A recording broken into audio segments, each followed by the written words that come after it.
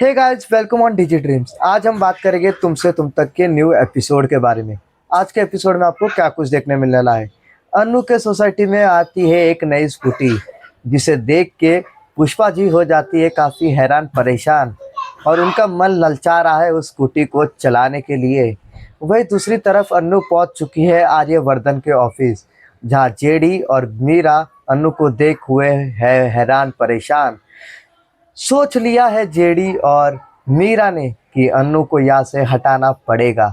और जैसे ही होती है हर्षवर्धन की ऑफिस के गेट के बाहर एंट्री, मीरा और जेडी पहुंच जाते हैं कुत्ते की तुम हिलाते हुए ऑफिस के बाहर और कहते हैं हर्षवर्धन को कि आर्यवर्धन ने पहली बार आपकी बात को इग्नोर किया है, पहली बार आपकी बातों के खिलाफ गए हैं और हर्षवर्धन को की है भड़काने की कोशिश।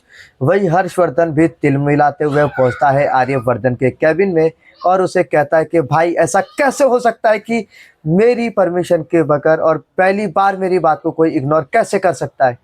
और तभी आर्यवर्धन प्यार से शांति से हर्षवर्धन को समझाता है कि प्लीज़ हमारे ऑफिस की भी एक नए रूल्स है, मतलब पहले से एक रूल है कि जब भी हम किसी को टर्मिनेट करते हैं तो हम उसे एक मौका देते हैं अपनी बात को समझाने का।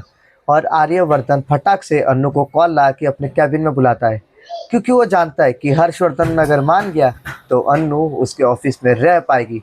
अगर नहीं मना पाई अन्नू, ओहो फिर तो टूट जाएगी इनकी प्यार की कहानी पहले ही। इसलिए अन्नू के पास होते हैं पूरे 6 मिनट और 6 मिनट में अन्नू जो है हर्षवर्धन को सुनाती है गणेश जी की कहानी।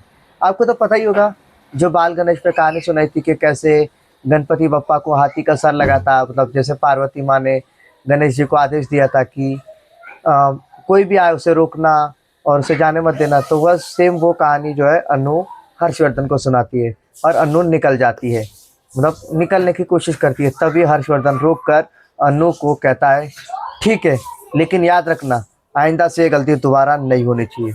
और ये सुन के अन्नू हो जाती है काफ़ी खुश, जाके आर्यवर्धन का हाथ पकड़ लेती है और आर्यवर्धन ऐसे आंखों से ऐसे नीचे आंखें करके अन्नू के हाथ को देखते रह जाता है और फिर एक प्यारी से स्माइल देके कहता है कि थैंक यू नहीं, याद रखना कि ऐसी गलती दोबारा ना हो, क्योंकि मैं हर बार तुम्हारी मदद नहीं कर पाऊंगा।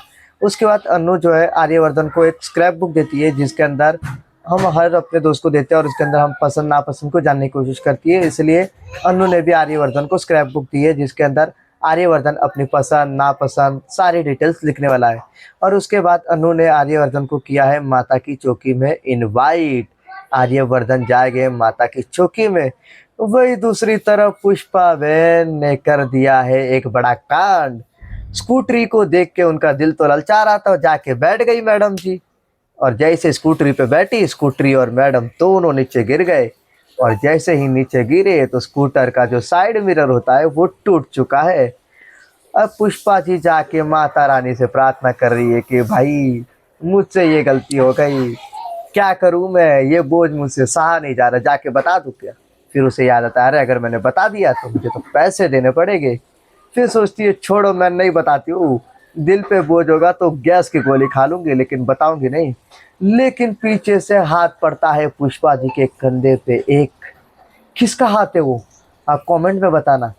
कहीं जिसकी स्कूटी गिरी वही तो नहीं आई। क्या बच पाएगी पुष्पा जी उस साइड मिरर के कर्जे को चुकाने से।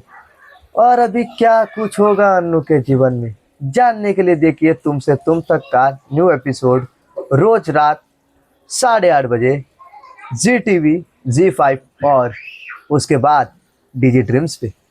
Thanks for watching this video, like share और सब्सक्राइब करना ना भूले। कट।